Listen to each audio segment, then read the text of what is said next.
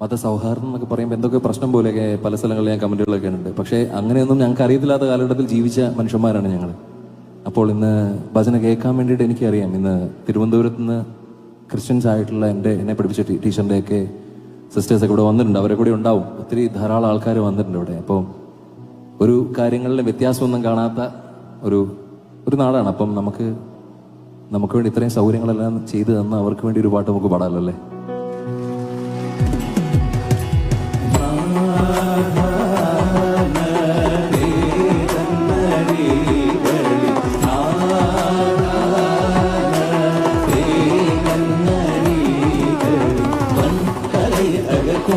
ഇഴച്ചു നടക്കുന്നവന്റെ മൊഴികൾ പഴയ തകർക്കും ഇഴച്ചു നടക്കുന്നവന്റെ